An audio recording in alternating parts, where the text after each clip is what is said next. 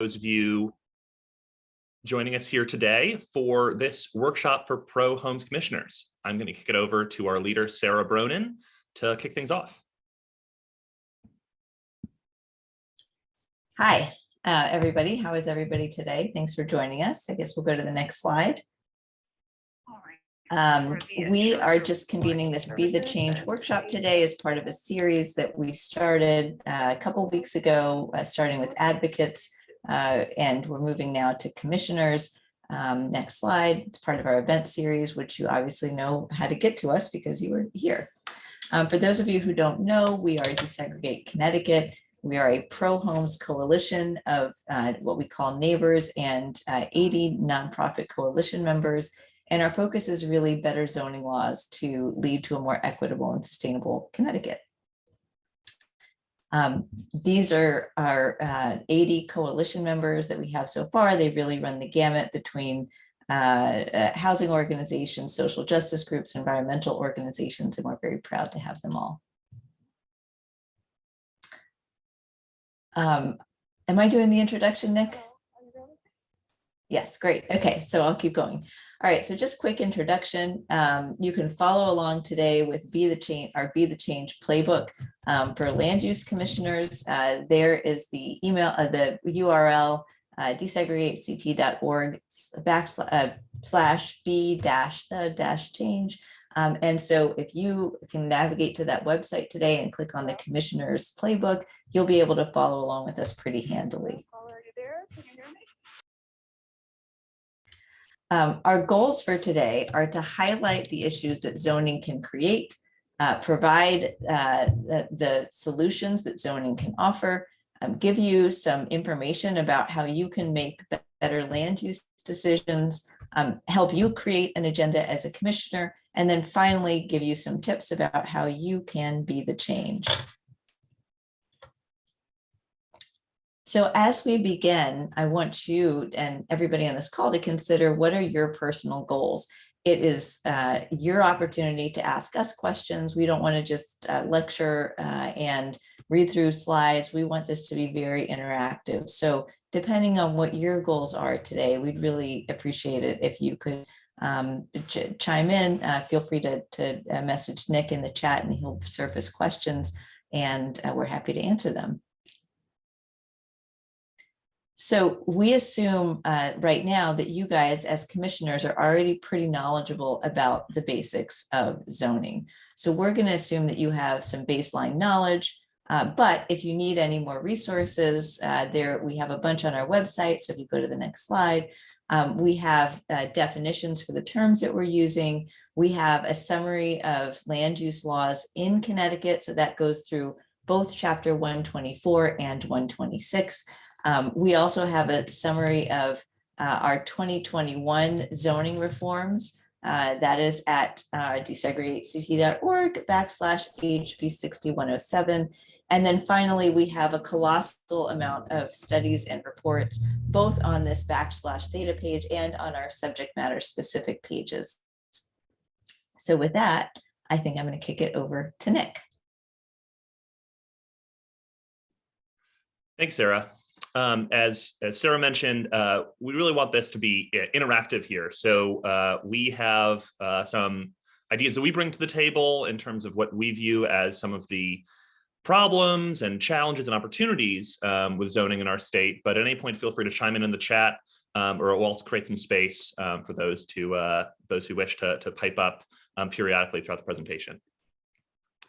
So in terms of why to act here, there are three foundational pillars for our group, which is that there's a need for greater equity in how we zone. There's a need for greater economic development and inclusive prosperity in how we zone, and a need for more environmental sustainability in how we zone. And these different issues are going to appeal to people differently, and which one you prioritize, we think will lead people in a similar direction. But we want you to think about what it is that you're looking for in terms of tailoring zoning policies to maximize for equity, economic development, and environmental sustainability, which we think the reforms we're going to talk about today can accomplish all three of those goals.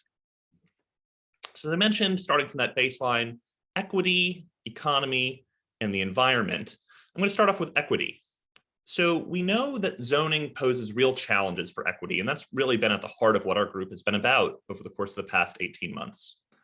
We know that low housing supply drives up costs and makes housing less affordable, which we know particularly burdens those who are most vulnerable in society, who have lower incomes, particularly Black and Brown communities.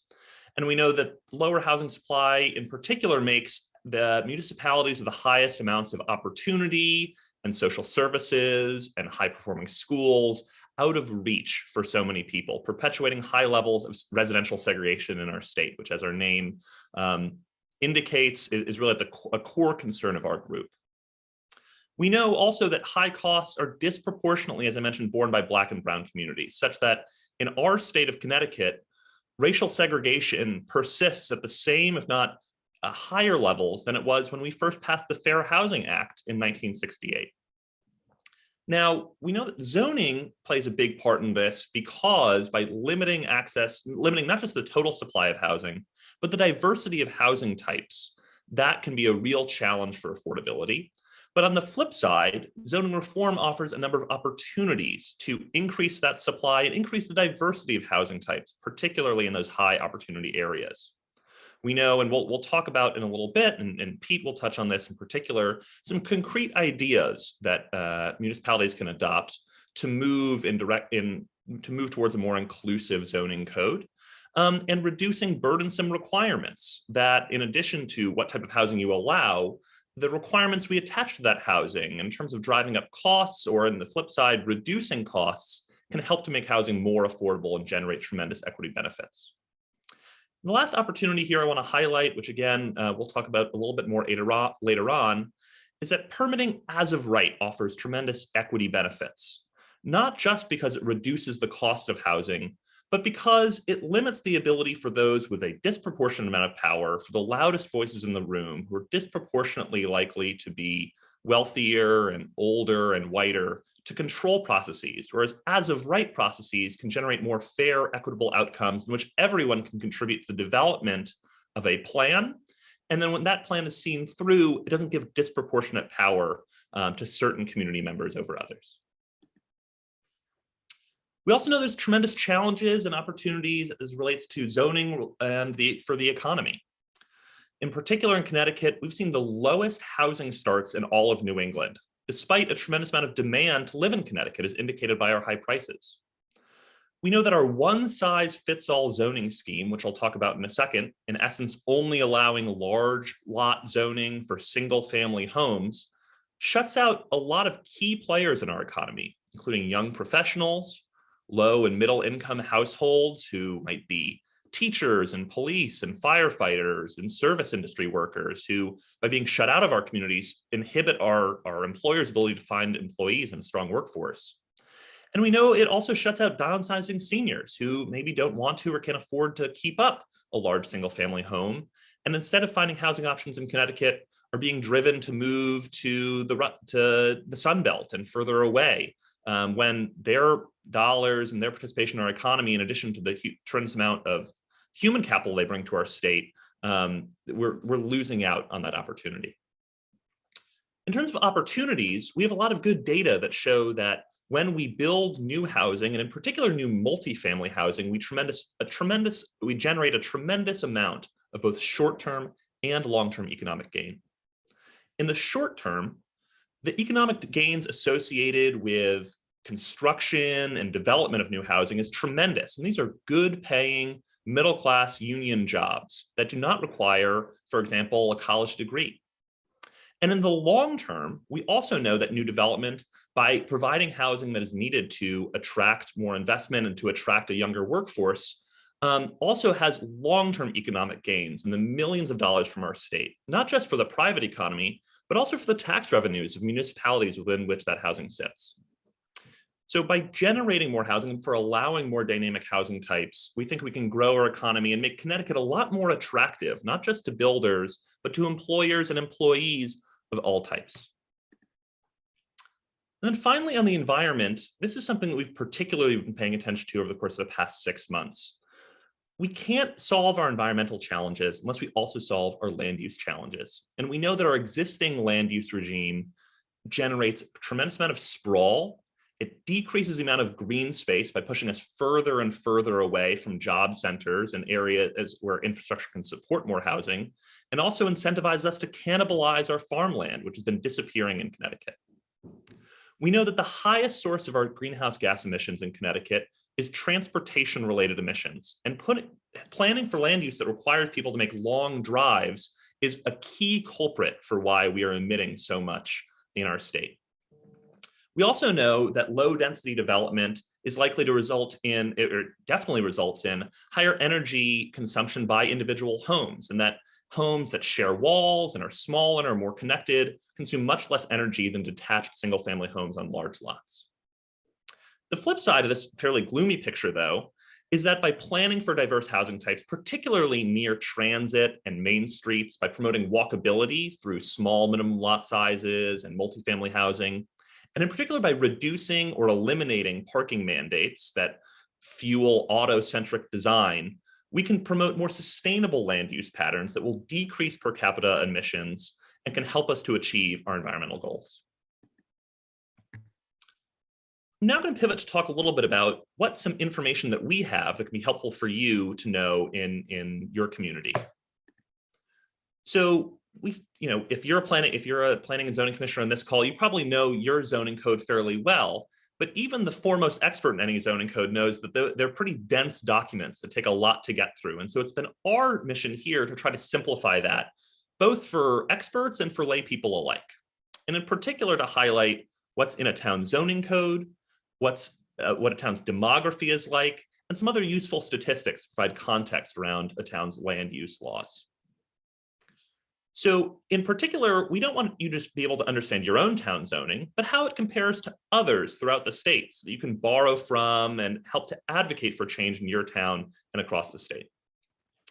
So this, for example, is a zoning map of Stanford, Connecticut, and it shows the multiplicity of zoning districts within Stanford. I think a lot of the challenges, many studies of zoning codes throughout the state is that throughout the country rather, is they treat one town zoning code as one zoning district. And we know, anyone who knows anything about zoning knows, within a given municipality, there's a multiplicity of districts that can be confusing and difficult to understand the varying requirements between them. And so our zoning atlas, which we've spent a tremendous amount of time and resources creating, makes it easy to understand. So on the left-hand side, if you're able to go to this link, you can see where single-family housing is allowed. You can see where it's allowed. For example, here, we're looking at just single-family housing. You can see where it's allowed as of right, or where it's only allowed after a public hearing. And you will see the amount of land that satisfies the criteria you've selected will show up in purple on the map. So this shows, for example, that 91% of land in Connecticut allows for a single family home. It doesn't mean it only allows for a single family home, but it does allow for that housing type. The atlas can tell you a tremendous amount of information about your town by playing with these different filters over here on the left. You can see if your town is zoned primarily for single family housing, whether it allows for accessory apartments, multifamily housing, what areas it allows for by using some of our overlays here, by showing where rail stations are. And you can also play around with, for each housing type, the minimum lot size that's required for that housing type. This kind of points out the various ways in which you can click around. And it's a really fun tool. I encourage you to use it, not just for your town, but for surrounding towns, to see how the regional land use decisions being made are affecting our state. In addition to looking at just zoning codes in your town and surrounding towns, we also think it's important to know the demographics of your town. And in particular, our zoning atlas pulls out a couple of these, which pulls out household income, the percentage of non-white individuals who are living in a town, as well as the percentage of households that are cost burdened in a town, which is drawn from American Community Survey data. And what you see when you click around between different towns, there's a strong correlation between the towns that allow for more multifamily housing and that have smaller minimum lot sizes, and those that have a more diverse population And on the flip side, those towns that are restrictive, only allow for single family housing on large lots, oftentimes or consistently have rather less diverse populations, more cost burdened populations, and higher household incomes.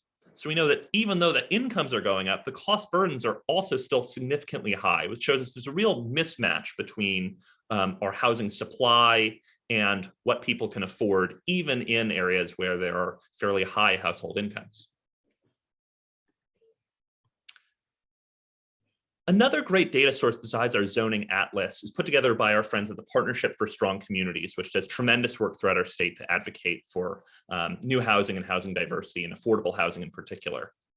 There you can find more detailed information beyond those three variables I pointed out above on the breakdown of the number of renters in your town, the average wage someone needs to make to be able to afford housing there, the percentage of housing that is both multifamily housing and affordable housing. And I'd encourage you to use this tool again, not just for your town, but for surrounding towns to get a sense for, hey, if there's a much higher percentage of multifamily housing in a town, is that being consistently linked with certain outcomes in terms of the median age going down and the amount of diversity increasing in a town, which we know consistently the case to be yes.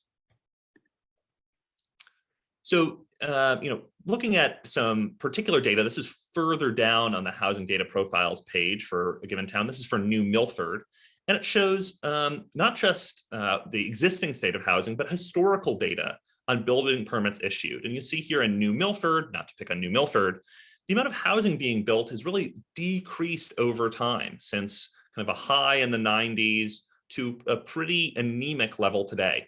And we see this in suburbs across the state where previously there's been periods of growth.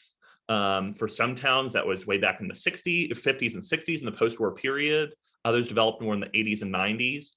But today we're seeing very few towns where we're seeing the amount of dynamic growth that we should be seeing given the amount of economic opportunity in our state. And then lastly, I want to close with some other helpful statistics that are useful to have offhand. So as I mentioned at the top, 91.1% of Connecticut allows for single family homes as of right. And in comparison, just 2% of our land allows for multifamily housing as of right. You compare that with some places that have allowed for multifamily housing on all single family lots throughout entire cities, Minneapolis, Portland, Sacramento, or even entire states, as is the case in California. So we know that there doesn't need to be this huge 91% single family versus 2% for multifamily housing gap, and that we should be allowing for multifamily housing in a lot more areas, particularly in areas with water and sewer, near our transit stations, near our downtowns. In addition, we hear a lot of concern about property values, and we've got some great information and studies on this on our FAQs page on our website. But one helpful statistics, particularly around accessory apartments and accessory dwelling units that might be coming up in some of your towns over the course of the next year, is that adding a new accessory unit increases the home resale value of a given home by 50%. Another useful stat here is that our population growth is really tied to how we zone. We oftentimes hear that if we plan for more housing, it's going to lead to an influx of children in our schools and burden our infrastructure. What we know is that Connecticut historically has grown at a accelerating pace, but in the past decade and the past couple of decades, we've seen rather anemic growth, only 1% growth. And particularly concerning is that our child population has dropped by 10%. Leading us to have a really aging population, which we know is not just bad for our economy, it's bad for the dynamism of our state. As someone who grew up in Connecticut, we should be a place that's welcoming for families and trying to provide for their needs. And one of the key ways we can do that is provide for housing that is affordable, starter homes, rental homes, and a mix of housing types so that we can generate more housing growth here. And then the last piece here, and this is something that's really important to us, particularly to a couple of our coalition members who represent members of the disabled community with a variety of disabilities, and that there are 50,000 people with disabilities in Connecticut, and they are largely shut out of our housing market because the rents, even for one-bedroom apartments, are extremely expensive and out of reach for those who are, whether they're on the private market or have a voucher. particularly in areas that are likely to be walkable and best serve the needs of that community. So with that, I want to pause for a second. If anybody wants to chime in with anything in the chat, or just pipe up if they have any thoughts on anything we've shared thus far, about both the challenges and opportunities that we have in making and enforcing zoning codes in our state, as well as around some of the data that I've shared. All right, I'm not seeing anything in the chat yet, but I want to encourage anybody who wants to chime in, feel free to share your thoughts, and we'll circle back at the end. For now, I'm going to hand it back to Sarah to talk about how we take some of the information I've just shared and translate that into making change as a land use commissioner. Thanks, Nick. That was great. So as a former land use commissioner myself, I know that sometimes this it's kind of daunting to think about what your responsibilities are as a public official and how you can nonetheless use that to make change. So if you could go to the next slide. So just a few general tips, and these are, I guess you would say that as somebody who chaired a commission here in Hartford for 7 years, some things that I took to heart and learned from others. So I'll pass them on today. And they're also in our playbook. Being a commissioner is a two-way street. So you are there both to listen to the people who either elected you or who you serve in an appointed capacity, but you're also there to create, to lead, and to help use your expertise that you have developed over the course of your service to actually changes that you think are needed. So I would say, while you do need to listen to your constituents, it's also important for you to help them understand why some changes might be needed in your community. In general, especially in this somewhat polarized area, it's important to always set a tone of civility at your meetings, in your discussions with your constituents, and to really put politics aside. Zoning is an issue that affects all of us, no matter our political stripes. I've always viewed it as a nonpartisan issue, one where the solutions are pretty clear if you look at the research and you look at what other communities have done. And we've seen both Republicans and people from other parties champion zoning reform. So just as a general reminder, this is an area where we really shouldn't see so much politics as we see sometimes nationally. Second thing I'll just mention is that you as a commissioner can propose amendments to your own zoning code.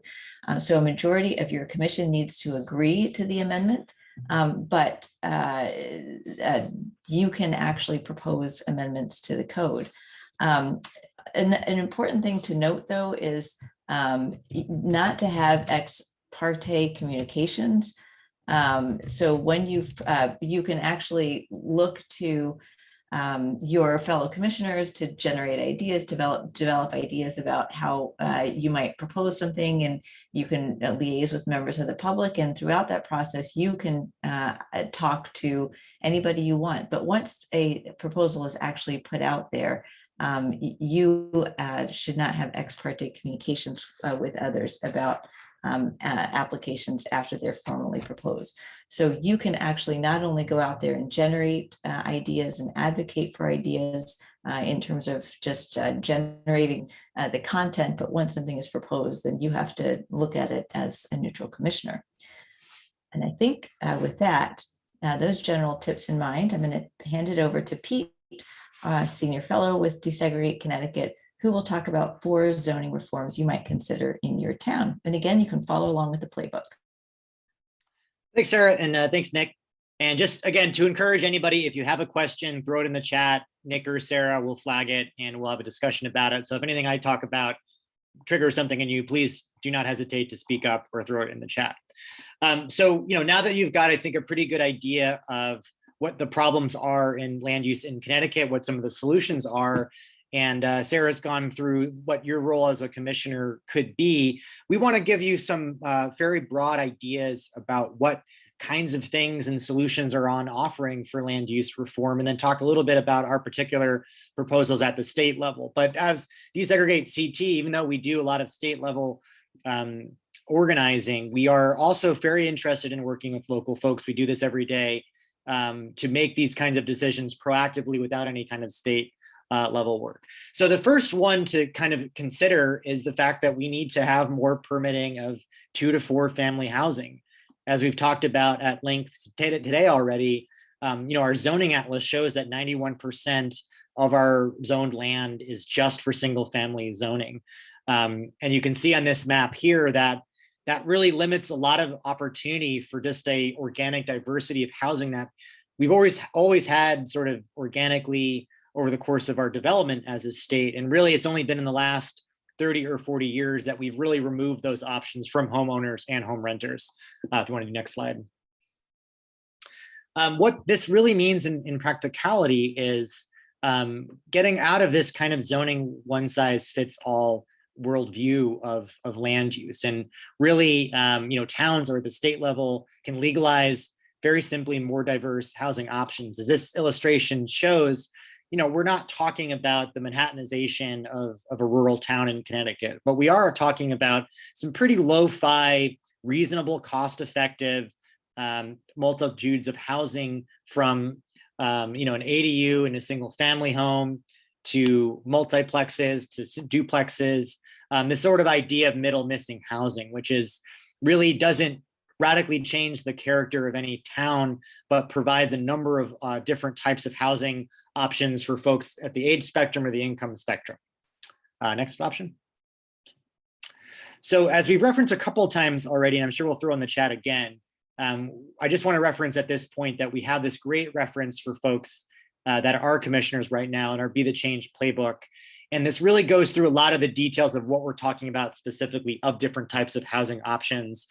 We go through definitions, examples, who benefits from a certain type of housing, as we've already talked about, ideas how to bring those into your particular town or municipality. So I really do recommend referencing this playbook that we're talking about a lot today. This goes into a lot of detail about what some of these housing options look like. Next slide. So the second thing we want to talk about is this idea of promoting accessory apartments, which was a big part of our legislation at the state level last year.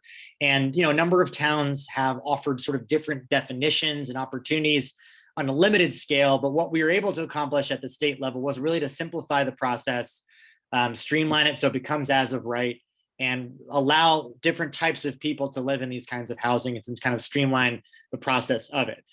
So really, so far, we haven't had a number of towns that have really already put in regulations that match the state level. We've had a good opportunity to talk to towns that can sort of proactively opt in. Some towns have opted out of that, which we think is a mistake and sort of undue burden for folks in towns. But this is a really, really simple, lo-fi way to address a really big gap in the housing supply for elders that want to stay in the town, for young folks that want to move into a town and put down some roots, for the workforce housing. So we really want to encourage folks on this call that if you haven't taken proactive steps on accessory dwelling units, ADUs, there's a lot of opportunity and resources that we have to do that. And it really is a very lo-fi way to create a lot of organic housing and naturally affordable housing in your communities. Next slide. This is just an example of kind of what some of these things look like. Again, our value, I think, for Desegregate CT is giving a lot of this research and also visualizing some of it. People can come to your meetings. I'm sure you've experienced this with all kinds of crazy ideas about what this will do to a neighborhood's character or block level. And what we do in these playbooks and elsewhere is just show how small an impact on the property level, let alone at the block or community level, something like an ADU have here, and illustrating here basement units, garage units, and those kinds of things. So those are all available for you to reference if folks in your town come up and say, we're worried about the impact of this. We have taken a lot of that off the table by visualizing things to show that this is pretty reasonable stuff here. And this just quickly goes through some one-pagers that we have. If any review is coming up about the state law, or folks have questions about ADUs, we've got this really great resource that has some general talking points about the sort of the three groups of benefits that we have about equity, economics, and climate, and also specifics to your town too. So we have this resource if you're curious what the state law has where there's some gaps in the existing code that your town might have and where those benefits kind of come. So we really encourage you to take advantage of those resources, and those are you can request those through us, and we'll get those to you, and you can disseminate those to folks on your commission or at the town level. The third thing that we're really encouraging, and we're talking about this in this coming legislative session, is if you are one of these 40 transit towns that either has a train line or a fast track line, to allow more equitable transit-oriented communities around that station. In a half-mile radius, unfortunately, many towns along these corridors of transportation do not allow multifamily housing or small lot housing. So we're going to be focusing that a lot at the state level. But if you see you're a town with a transit station right now, you can proactively take the research that we have done and illustrate why you can create more housing within a walkable distance of those transit stations and have a minimal lot size to create more affordable housing options. Next slide.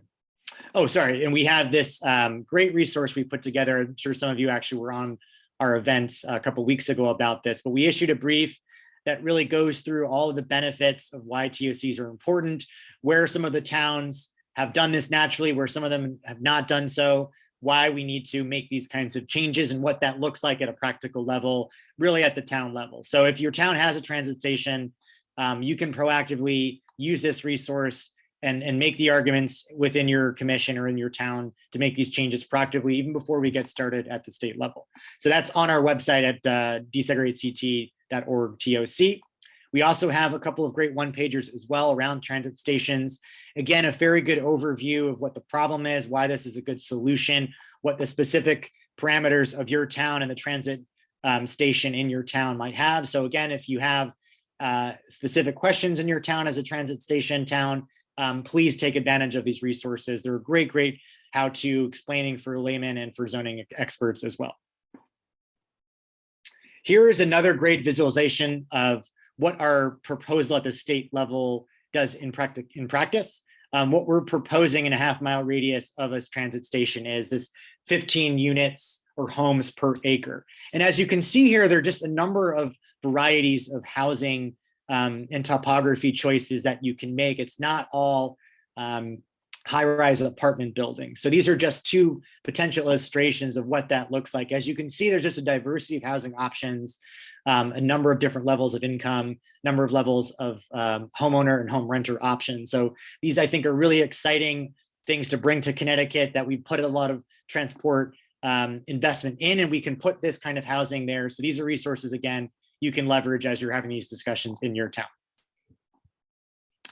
The fourth thing that I've already referenced a little bit is this idea of reducing minimum lot sizes. As we've talked about a couple places already today, 81% of Connecticut's residential land requires just about an acre as a minimum, and many towns require at least 2 acres. And again, it's very egregious around transit, but it's egregious kind of generally, and it just drives up the cost of housing to be for homeowners or home renters just unaffordable or uneconomic. So what we're proposing is to have a minimum lot size of 1/8 of an acre around publicly available sewers and water. So this is not something if your town is just on septic, we don't have any requirements at this level, but if your town is on public sewer or public water, we think this is a really great option to create more natural diversity of housing by reducing the minimum lot size in the zoning codes. So we have some additional resources about minimum lot sizes. I think we're really one of the few organizations that has this articulated across the different states. So we're excited to share this with folks. Really talks about all the benefits of what these look like, how to think about this in practicality. And again, I think the best part of our zoning atlas and our approach is not just looking at your zoning regulations at the town level, but thinking about them at the regional and at the state level and seeing where you can make an impact on this bigger problem at the state level and benefiting your town locally. So these are all on our hashtag or /lots platform page on the website right now. All right, so in conclusion, you can go to the next slide.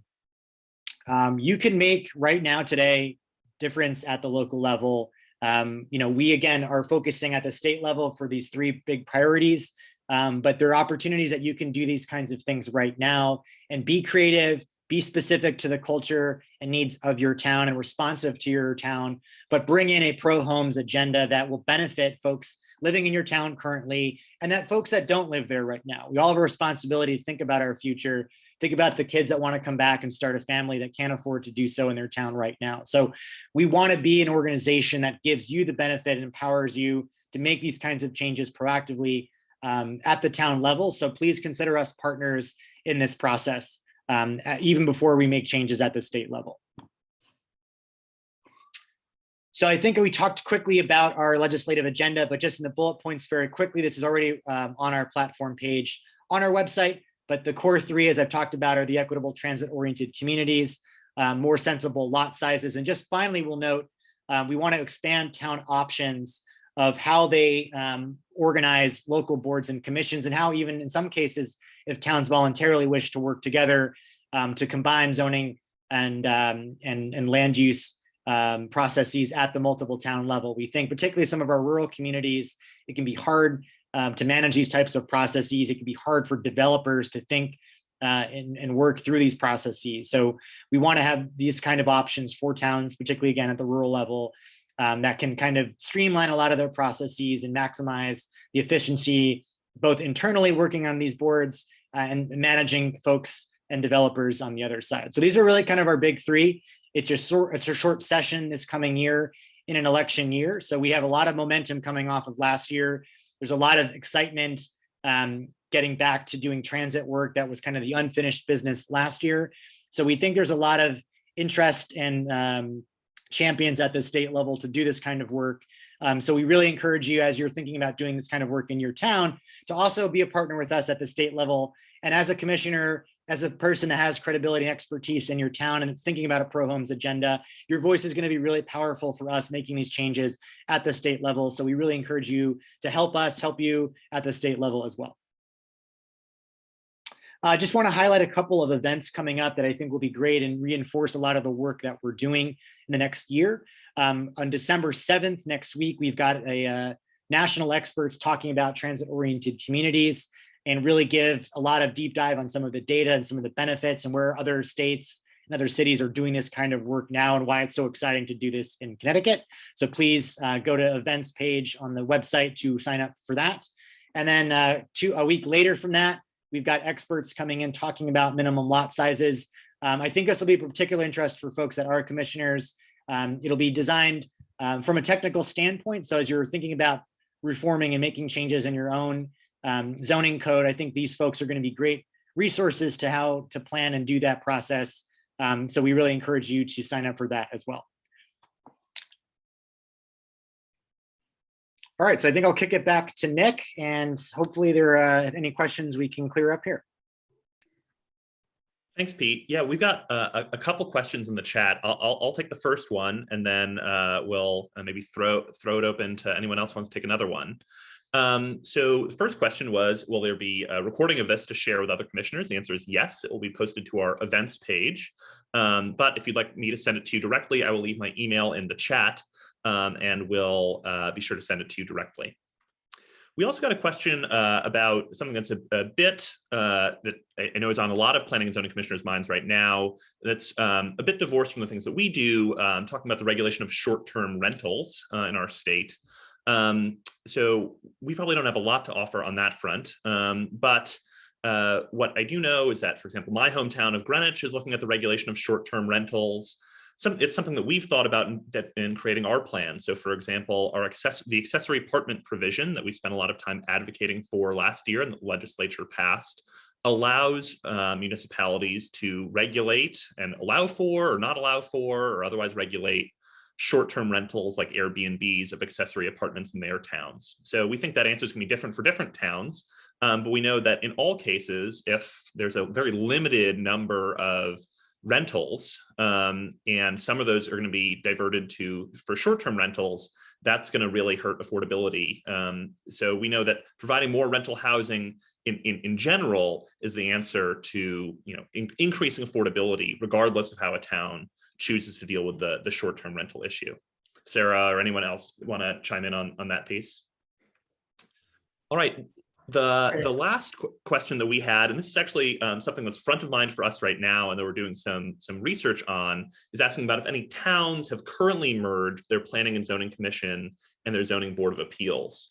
Sarah and I were on a call last week. I don't know if you want to mention anything about that, Sarah, or we also have a member of our team here, Catherine Blanco, who's been doing some research on this. I'm not sure if either of you are familiar with any that have merged their Planning and Zoning Commission and their Zoning Board of Appeals. Yes, so right now in Connecticut, you can't have combined land use commissions.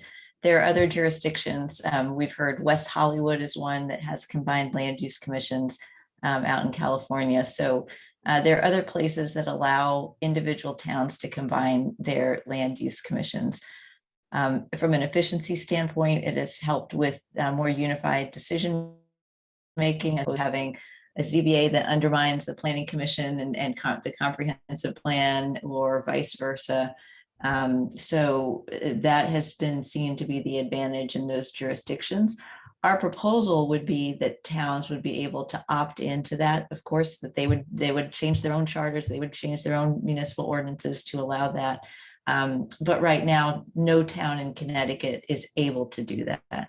So expanding towns' options was something that we heard again and again from the feedback from that during the last session, that towns don't have enough options in terms of how they can structure their land use commissions to make more efficient decisions and to make decisions that may benefit in our second aspect of that proposal, benefit from a more regional approach by allowing towns to, at their own option, once again, to join with another town with which they share similar land use goals to help administer the land use processes that they've both put forward. So again, the idea is that by allowing towns to have more flexibility, we will enable them to create better land use decisions as a whole. Now, both of these proposals, the internal and external proposal, the internal option and the joining forces with other towns option, those are still kind of going through the vetting process, and we're pitching it to a wide variety of organizations and seeing what they think and how the particulars work out.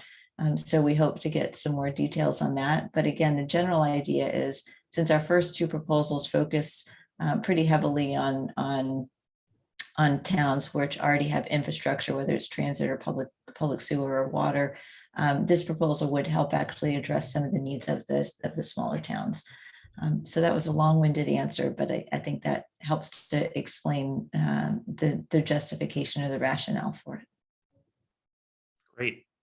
We've had another couple of great questions come in. We've got a very informed audience today, which is great. The first of which is, we've had a commissioner from somewhere that recently amended their zoning code to allow for accessory apartments, since I think we did the first round of data collection for our zoning atlas, and was asking about updating zoning atlas. So this is something that our team has been hard at work on, particularly as so many towns have been focusing on accessory apartments individually. So we are in the process of doing our own research to look at each of the 169 towns again, to see if there's any updates to their accessory apartment ordinances. But if you know of an update in your town, it would be tremendously helpful for us to know about it. So I will leave my email in the chat, and please let me know about your town and what updates were made, and we will update our data accordingly. Anything you want to add on that, Sarah? No, just to say that the zoning atlas is a constant work in progress, and especially as commissions are updating for accessory apartments or otherwise, we are happy to keep a data that's both on the atlas and off. So off the atlas, that we have a huge database of FAR, height requirements, parking requirements, and we're hoping that resource, some of which we've published on our website for the atlas, can help, again, us make better decisions. And at some point, hopefully we'll be able to get some of that up on the atlas. Right now, there's already so much on it, we don't want to do it, but we do keep all kinds of zoning related information when it comes to housing, and your help in keeping that updated is absolutely essential. So thank you for sending in any tips. And also on the ADU front, if your town is considering opting out or opting in, as some towns have done. We have a huge team, an ADU committee that's helping support pro-homes outcomes in those areas. So just to reinforce that we are here for you if that's happening in your town and can help provide you with materials, resources, and even connect you with other advocates in your town. Yeah, special shout out to Manchester and I believe Old Saybrook, who have both recently amended their accessory apartment ordinances to comply with state law. And we expect a lot of towns to follow suit. All right, the last question we have is about, has there been any contact with DEEP about making it easier to build small engineered sewage treatment systems? I know the issue of sewage and septic has been a topic that we spent a lot of last year discussing, and that I believe the Commission on Connecticut's Future, which was created by HB 6107, was recently created and is looking at this issue. Sarah, anything you want to add on that piece? Yes, it is. And we hope that that commission is very quickly constituted. We're still waiting to see who's going to be on the commission and start to go through this process.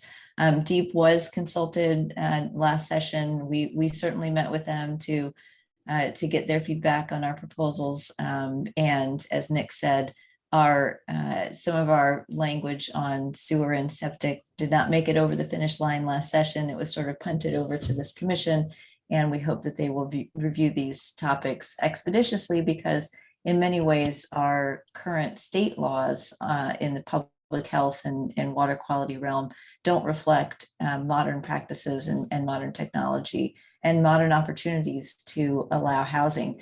That said, as Nick and Pete both mentioned, the minimum lot size proposal that we are focused on is independent of septic. It's really focused on where water and sewer infrastructure already exists. So we recognize that as this commission is doing its work, we need to focus on where the infrastructure already exists, which is why you see that minimum lot size proposal limited to those areas in our statewide legislation. Again, you can do minimum lot size reform in your own towns. And if you look at the atlas, you might be shocked to see whether your town is one of those that has huge minimum lot sizes, especially if you look at the whole state, there are a lot of communities have that, and there's a lot of opportunity for change.